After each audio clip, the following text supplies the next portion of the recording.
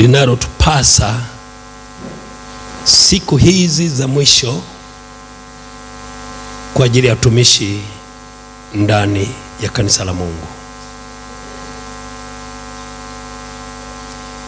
Ninashukuru kwa sababu waombaji tumeomba kwa ajili ya Mungu kuwepo kwa kipindi hiki na kuweza kufika mahali kutawala na kutusikizisha neno lake kwa usahihi.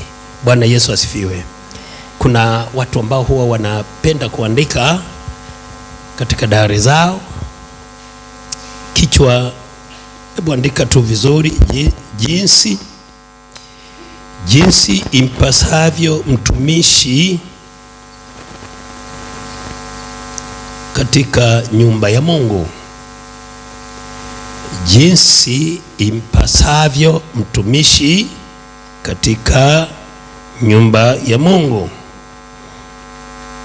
Kabla sijaenda kuingia kwa undani,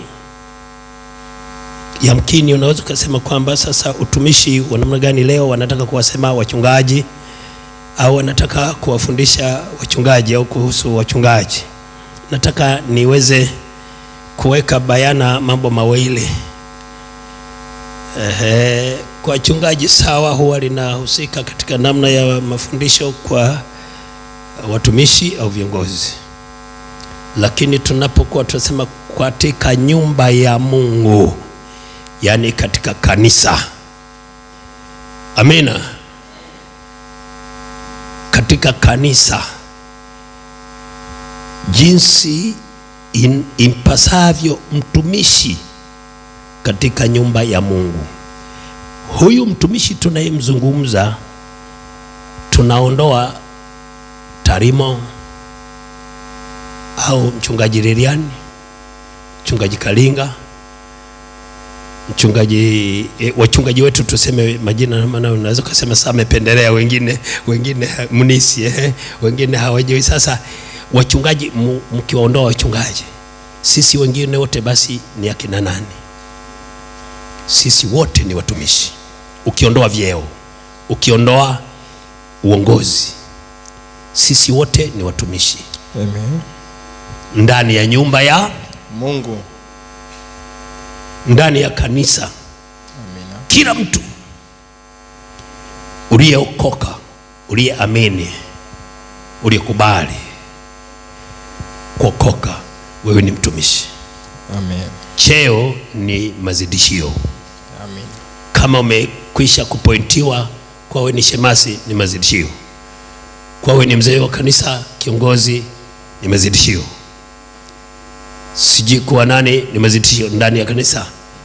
Kwa hiyo kitu kinachozungumzwa hapa ni ndani ya kanisa. Kwa ni kwa kila mtu aliye amini na kuokoka ndani ya kanisa, ndani ya kundi, ndani ya maono, sisi ushirika. Bwana Yesu asiwe sana. Amen. Bwana Yesu asiwe sana. Amen. Ni lazima tufuate protocol na kanuni ya maongozi kutokana na maandiko. Waliotutangulia wanasemaje? Waliotangulia wanasemaje? Funua Timotheo wa kwanza, kitabu cha Timotheo wa kwanza sura ya 3 mstari wa 14. Timotheo wa kwanza sura ya 3 mstari wa 14. Neno la Bwana linasema hadi wa 4. Yes. Ya ngoja iko hivi. Timotheo wa kwanza sura ya 3 mstari wa 14 hadi sura ya 4. Unaona? Asante katibu, Mungu akubariki. Hadi sura ya 4 mstari wa kwanza na wa pili. Utaruka pale utasoma mstari wa 11 hadi 16. Amina. Neno la Bwana linasema, na kuandikia hayo nikitarajia kuja kwako hivi karibu.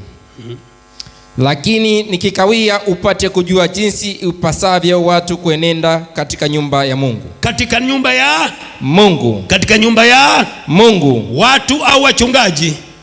Maaskofu au walimu? Watu. Tuko pamoja eh? Amen. Haya, anzia hapo tena, endelea.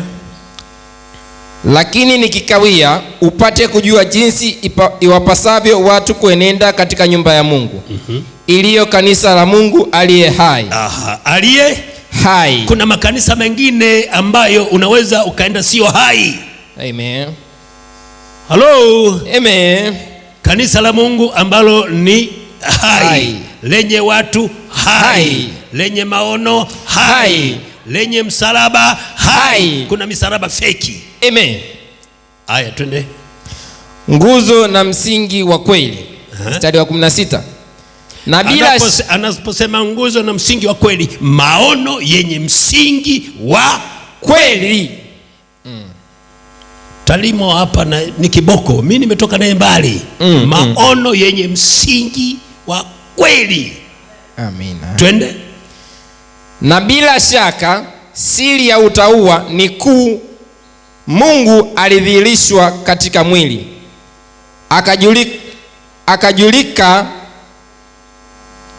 akajulika kuwa na haki katika roho, akaonekana na malaika, akahubiriwa katika mataifa. Akahubiriwa hapa, nataka nielezewe, sio kwamba watu walimhubiri, yani waliohubiri walimhubiri nani? Yesu. Kwa hiyo wale waliokuwa na hubiri Yesu walikuwa wanapeleka habari zilizo za injili kumhusu nani? Yesu. Kwa hiyo wale walipohubiriwa wakampokea Yesu, kwa hiyo anaitwa Yesu alihubiriwa kwa watu wale. Aya, twende. Akaaminiwa katika ulimwengu. Watu wakaamini habari za Yesu na wokovu. Amen. Akachukuliwa juu katika utukufu. Akapaa. Kwenda. Sura ya 4 mstari wa 1. Basi lo anena waziwazi ya kwamba haya nyakati za mwisho wengine watajitenga na imani. Watasikiliza roho zidanganyazo, dhoruba na mawimbi katika imani na wokovu katika siku hizo, ndani ya makanisa na ndani ya mahali pamoja katika mashirika zetu, na mafundisho ya mashetani. Mstari wa 2. Kwa unafiki wa watu wasemavyo uongo, wakichoma moto dhamiri zao wenyewe. Walisema ni Uruke kama umemaliza hapo, nenda 11 hadi 16. 11 hadi 16 inasema. Jamani, tumeona hapo, nitakaporudia baadaye nisisumbuke. Tumeona hapo, yani ndani ya maono, ndani ya kusanyiko, ndani ya nyumba ya Mungu, ndani ya kanisa la Mungu, kuna watu ambao wamefika mahali kama si kiongozi huyo, basi washirika watatoka katika watokako, watakuja na mawazo potofu na watakuja na injili potofu ambayo itawafunika watu wengine, watajaa ufisadi wa upotofu wao. Lakini kuna watu ambao Mungu amewakusudia, wanahubiri, wanafundisha ile habari njema na mafundisho mazuri, na nguvu ya Mungu inatiririka, lakini wanakuwepo watu ambao wanafika mahali wanayafinya yasizae matunda, yasiendelee wala yasiweze kusikika. Bwana Yesu asifiwe. Amen. Kaeni vizuri hapo, nitaparudia wakati natiririka kuja baadaye. Okay, twende malizia. Mstari wa 11 unasema, mambo hayo uyaagize na kuyafundisha. Mambo hayo Timotheo, wewe kiongozi uliyesimama, nimekuweka katika kusanyiko hilo na kundi hilo, na nimekupa usimamie maono haya ambayo mimi nakuagiza. Mambo haya uyahubiri. Mtu awaye yote asiudharau ujana wako. Mtu yeyote asikudharau, bali uwe kielelezo kwao waaminio. Bali uwe kielelezo kwao waaminio. Je, uwe kielelezo kama ni mzinzi hujaacha uzinzi? Uwe kielelezo kwa hawa wanaoamini. Walioamini watakukataa kabisa. Haleluya. Amen. Ukiwa mwizi kwa amina.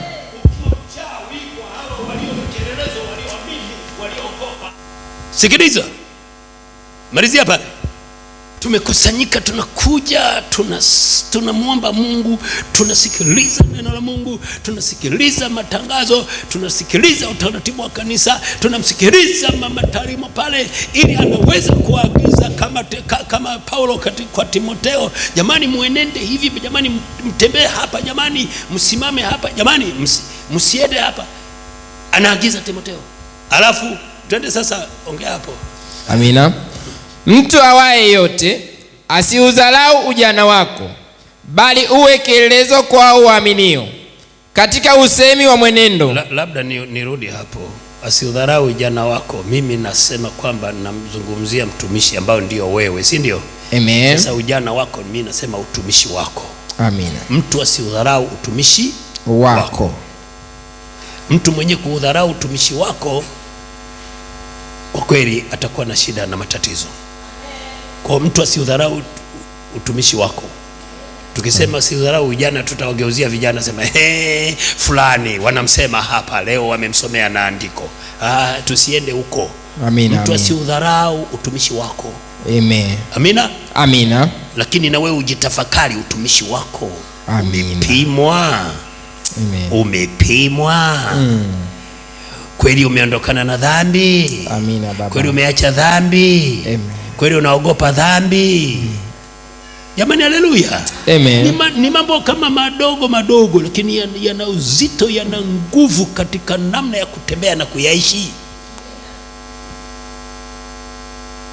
Malizia. Na katika upendo wa imani na usafi. Mstari wa 13. Hata nitakapokuja ufanye bidii katika kusoma na kuonya na kufundisha. Mstari wa 14. Usiache kuitumikia kalama ile iliyomo ndani yako. Rudia mstari wa 13. Hata nitakapokuja ufanye bidii katika kusoma na kuonya na kufundisha.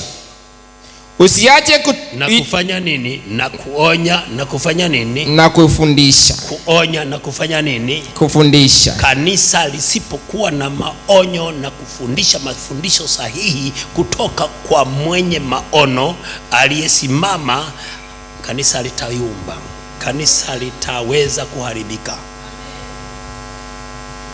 Wengine wanafika mahali wanaweza kusema kwamba Tarimo mkali, Mama Tarimo Liliani mkali, utafikiri sio mchungaji. Mambo mengine anakwenda kwa sababu akiachekea kanisa litakuwa mabua hapa. Amina. Akiachekea kanisa litakuwa mabua. Amina baba. Kanisa litakuwa makorongo. Bidi asimame na aanze kuangalia wale ambao mnaongea vizuri utumishi wenu, kama Timotheo anavyo. Kweli huyu anakaa kama ambavyo nimeagizwa na Mungu, maana si amesikia kwa Mungu, amesikia kwa Baba. Ufanye 1 2 3, usifanye 1 2 3. Waambie hawa waende hivi, waambie hawa washike hiki, waambie hawa wasishike hiki. Anakuambia usishike, wewe unashika. Nongwa. Amina baba. Jamani, haleluya. Amen. Bwana Yesu asifiwe. Amen. Hebu malizia sasa, baada ya kuzungumza malizia. Usiache kuitumikia kalama ile iliyomo ndani yako, uliopewa kwa unabii na kwa kuwekewa mikono ya wazee. Uyatafakari hayo, ukae katika hayo, ili kuendelea kwako kuwe dhahiri kwa watu wote. Jifunze nafsi yako na mafundisho yako, dumu katika mambo hayo, maana kwa kufanya hivyo utajiokoa nafsi yako na wale wakusikiao pia. Amen. Amen. Jamani, piga makofi kwa jina la Yesu.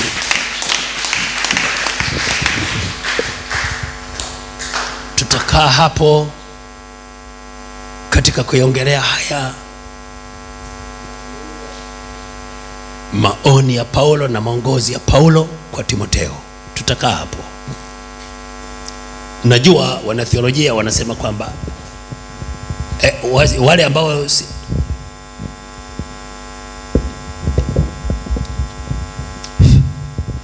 jamani, haleluya. Kuna wakati mwingine watu wanaweza kusema kwamba Sasa Timotheo alishapita, Paulo alishapita. Leo yanatuhusu nini bwana? Sema baba. Leo sisi tuna nini? Hayo mambo bwana usituletee. Sisi tunaangalia leo. Jamani, haleluya. Amen. Sisi tunaangalia leo, usituletee mambo hayo ya kina Timotheo na kizazi. Kwenye theolojia sasa ndio kumegawanyika kwamba kuna mambo mengine ambayo kwa theolojia sasa kwamba tumekwenda tumeshajua, tumeshajifunza kwamba haya kwa mujibu wa namna ya msimamo na namna ya utimilifu wake hapa yalifanya utimilifu wake. Amen. Hapa bado yanaendelea, hapa haya yanasubiriwa. Unaona? Jamani, haleluya. Amen. Kwa hiyo katika namna ya utaratibu huo huwa kuna kwa namna ya tuache theolojia huko, maana mkienda kuongezea elimu ya Biblia sio mpaka mchungaji tu, manake elimu ya Biblia ni kwa wote, hata wazee wa kanisa na wasio wazee wa kanisa. Unaweza kaenda kusoma Bible college, haina sheria. Sio kusema tu kwamba wachungaji wanasomea, hapana. Ni kuyajua, ni kwamba kujua usahihi wa mafundisho ya imani yetu katika Biblia. Kwa hiyo anaposoma mtu ambaye sio mchungaji, msiseme Tarimo, mbona unamtuma huyu sio mchungaji? Anaweza kumtuma mtu ambaye yuko radhi kwenda akasema nenda kasome. Sasa unamwambia kasome na yeye unataka awe mchungaji hapa? Sio hivyo. Lengo ni kujua mafundisho sahihi ya imani yetu kupitia kitabu chetu kitakatifu cha Biblia. Amen. Amen. Jamani, haleluya. Amen. Si kazi yangu kuzungumzia habari hiyo nyingine, lakini kazi yangu ya kuzungumzia habari hapa ni habari ya kanisa.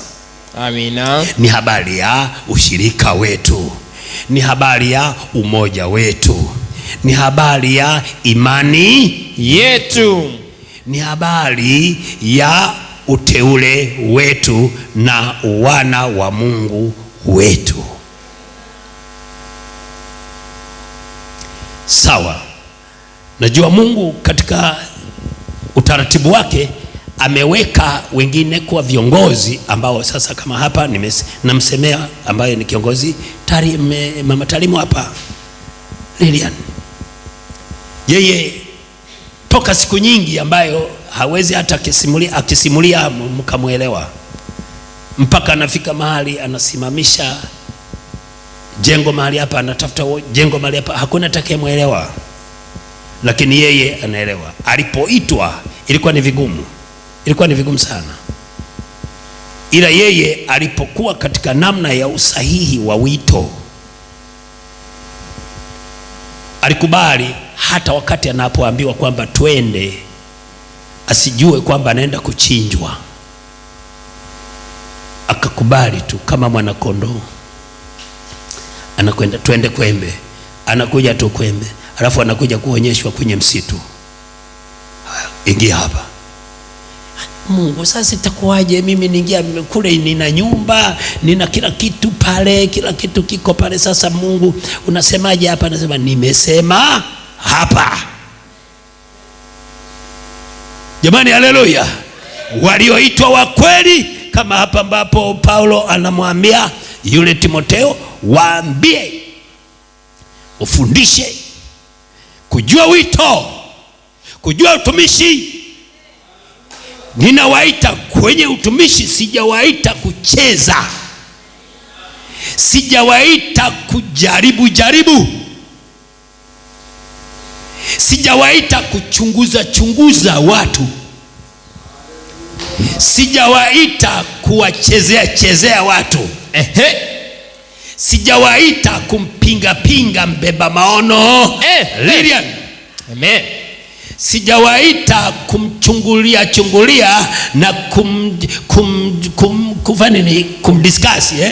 kumdiskasi mbeba maono Lilian. Nimewaita kumsaidia Lilian. Amen. Nimewasaidia kufanya kazi pamoja na Lilian. Nimewaita kumsikiliza Lilian.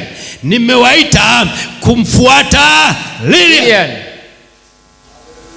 Kwa nini mnakwenda mbele ya Lilian? Kwa nini mnasimama? Lilian anataka kupita, mnasimama mbele. Lilian anataka kusogea huku, anabanwa. Jamani, haleluya. Amen. Jamani, haleluya. Amen. Lilian amesema nisaidie. Hapa ninataka kutembea, naona nguvu, mguu hausogei vizuri. Njoo, sogeza mguu. Njoo nisaidie kusogeza mguu. Unakuja tena unakanyaga mguu, hapana, usikanyage mguu. Anataka hatua. Jamani, haleluya. Amina. Haleluya. Amen. Kazi hii ya utumishi ni wito, wala sio ufundi. Wala sio ufundi fulani mtu anakuja kuonyesha kwa sababu ya maono yake. Anataka kuonyesha ufundi, stadi alionayo, elimu alionayo, ufahari alionao, ujuzi alionao, au uwezo alionao, au utajiri alionao. Kwa mtu yeyote yule ambaye amekuwa kwenye ushirika, amekuwa kwenye kanisa, ndani ya nyumba ya Mungu, hivi vyote hata kama unavyo ni ziada. Amina. Cha kwanza tunachosikia katika namna ya kuja, tunakuja kwenye eneo ambalo tunasikia wito, tunasikia kuitika, tunasikia kuokoka, tunasikia kubadilika, tunasikia kuacha dhambi. Kama mtu alikuwa mchawi, aache uchawi. Kama alikuwa mlevi, aache ulevi. Kama alikuwa mwizi, aache wizi. Kama alikuwa mzinzi, aache uzinzi. Kama alikuwa mpiga watu, aache kupiga watu. Kwa jina la Yesu. Amen. Hii ndio maana kuna wengine shetani alivyokuja kwa staili sasa hivi, anawatoa watu kwenye maeneo ya vichaka huko na dhambi. Wakija hapa, wasipompata mwenye mafundisho sahihi ya kuwaelekeza mbinguni, watamkuta mwizi mwenzao, watamkuta mzinzi mwenzao, watamkuta mchawi mwenzao, watamkuta mlevi mwenzao. Sasa wakija hapa hawaponi chochote. Wakija hapa hawasaidiki chochote. Wakija hapa hawasongi chochote. Matokeo yake watakuwa wanaona kwamba tumekuja hapa kupoza mioyo yetu. Hawataweza kufika mahali kulifikia kusudi la wito. Ninasemea hayo kwa sababu gani? Kuna wale ambao katikati yao walioitwa, kuna wengi hawajaitwa, wamejileta wenyewe. Sema baba. Kwa namna kwamba hawajaokoka, lakini wanataka kuokoka. Amen. Wakati wanataka kuokoka, wanakutana na Tarimo na wasaidizi wake, wanafundisha kuacha dhambi, wanafundisha kuchukia dhambi, wanafundisha kukimbia dhambi. Sasa kwa sababu wamekuja na nia, hawajaitwa, wakija hapa kazi yao ndio tunaambiaga agent. Agent ni Kiswahili kizuri, na wakala Kiswahili, wanakuwa ni wakala wanani wa adui shetani. Katika wakala wa adui shetani, kila kweli inapokuwa inafundishwa na kweli inapohubiriwa, wakala wale wa upande wa yule adui, kwa sababu walikuja hawajaokoka, na wapo kwenye kundi, wapo kwenye nyumba ya Mungu, wapo kwenye ushirika wenu, hamwezi mkawajua kwa macho. Biblia imesema kwamba mtawatambua kwa matendo yao na maisha yao na misemo yao na mienendo yao. Ninyi mnasema uache dhambi, wao nasema kwamba kwani umefika mbinguni? Bado. Kwa acha, usikemee dhambi, acha. Siku moja mimi nilipingwa. Mimi nimeanza huduma kule Sumbawanga. Amina. Ninamwambia mshirika, kwamba uache, hii sio vizuri, hii ni dhambi. Unapofika mahali unafanya 1, 2, 3, huu sio wito wetu. Wito wetu ni kuacha dhambi, kuacha uzinzi, kuacha uchawi, kuacha wizi, kuacha. Nikaorodhesha. Sasa akaanza kuongea na watu wengine alioweza kupatana nao. Akasema, msikilizeni mchungaji. Eti mchungaji kazi yake hapa, anasema kazi yake tu ameacha kutufundisha neno la Mungu, yuko kusema tu wachawi, wazinzi, walevi. Sisi tuko huku, kwani kuna mlevi huku? Eti semeni. Kundi lililomuitikia ni kundi kubwa kabisa. Sasa kweli anaacha kutufundisha neno la Mungu, anatufundisha ulevi, anatuhubiria ulevi. Sisi mbona sio walevi? Mbona sisi sio wazinzi? Tulishaokoka. Mbona sisi sio nani? Sasa yaliponikuta nikaambia, sikilizeni, injili ya wito na injili ya mipango ya mtu ni tofauti. Injili ya wito na injili ya mipango ya mtu anavyotaka, elimu yake, nia yake, uwezo wake, makusudi yake havimo kwa huyu mwenye wito. Huwa yeye anapokea kutoka wapi? Juu. Anapopokea ile nguvu na uwezo unaoshuka kutoka juu, connection ya mhubiri na kiongozi yeyote ambaye ana roho wa Mungu, huwa hatungi ya kwake, na hata kama ametunga ya kwake huwa yananyang'anywa, huwa yanaishiwa. Anabaki kusikia yanatoka kwake yeye Baba aliyempeleka, yanakuja, yanaingia, yanatoboa, yanatoka. Kisha anapoyatoa yanakutana na watu, wale watu ambao sio salama. Kama nilivyokuambia, wale wanaotoka nje wanakuja bado hawajaokoka, wamekuja hapa wanasubiri kuokoka. Mimi situmii lugha mbaya kwamba yani wanasubiri kuokoka. Wanaanza kusema, unaona sasa, unaona sisi tuko humu. Kwa hiyo wanakuwa ni wapinzani wa ile injili. Lakini anapokuwa anahubiri mbeba maono au mtumishi yeyote katika kusudi lile la Mungu, ujue kwamba neno hilo ambalo linatolewa linakutana na mtu usiyemjua. Linakutana na mtu usiyemjua. Amina. Jamani, haleluya. Amen. Linakutana na mtu usiyemjua kawaida. Acha wale ambao wanafika mahali watu siku hizi, siku nini linakuja, watu wanafika mahali siku hizi katika namna imani yetu ya wokovu na imani ya Kikristo, watu waliojiingiza viongozi, wamekuwa na makanisa, wamekuwa na ministries mbalimbali, wana mifumo ya kujitengenezea data zao. Kwa sababu wametengeneza data zao, wana namna ya miongozo kwamba usihubiri hivi wala usifundishe hivi, kwa maana ukihubiri hivi na ukifundisha hivi sio lengo letu hapa. Na kuonya mwana nuru na maombezi mahali hapa, mambo yasije kawa sio salama kwako. Kama utafika mahali unashindwa kuonyeka, uko hapa katika mafundisho sahihi, katika maongozi sahihi, lakini nafika mahali wewe uso wako umekunjamana, wewe uko moyo wako umeinama, wala hutaki kwamba uonyeke, hutaki kwamba ukemewe. Biblia imesema kemea, waonye hao. Sasa wewe hutaki kukemewa, hutaki kuonywa, hutaki kufundishwa. Sasa unataka nini? Angalia uko mbele, usije ukatoa sadaka tofauti, yasije kakushinda. Ni uamsho wa kanisa, Revival Church. Tuko kwenye uamsho wa kanisa. Wewe uliyekuwa katika namna ya uamsho, shikilia, usije ukadanganyika, shikilia. Unaona, jana ulikuwa vibaya, leo uko vizuri. Unaanza, masikio alikuwa hayasikii, sasa anaanza kusikia habari za mafundisho sahihi.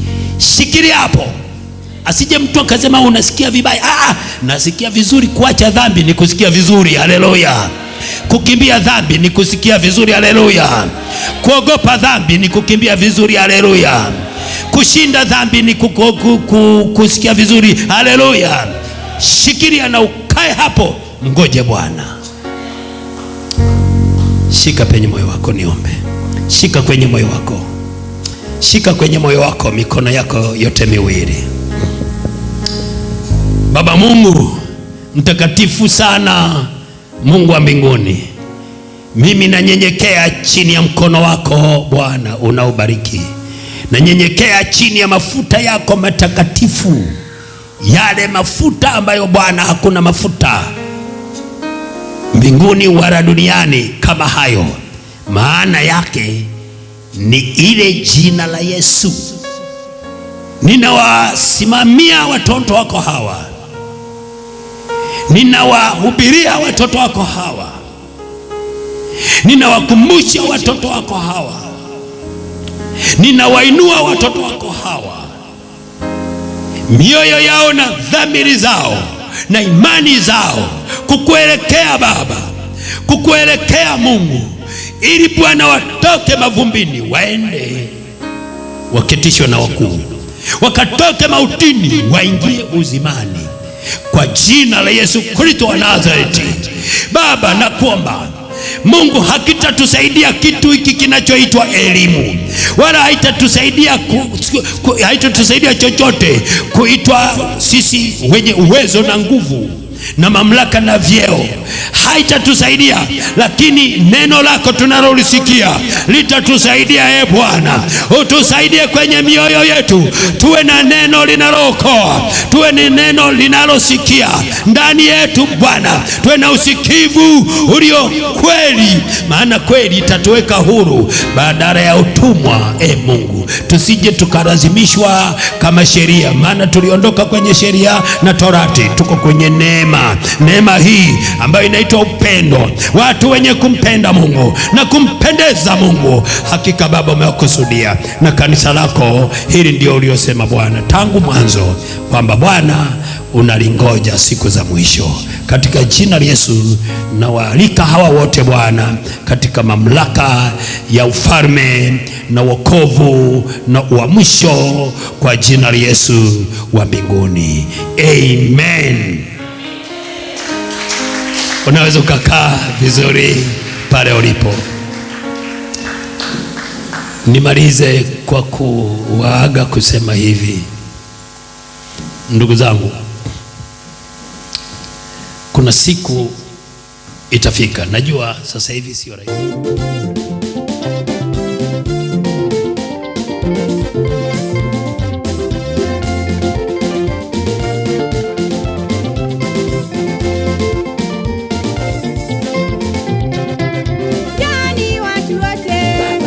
Tushangilie, Yesu kafufuka hapa duniani.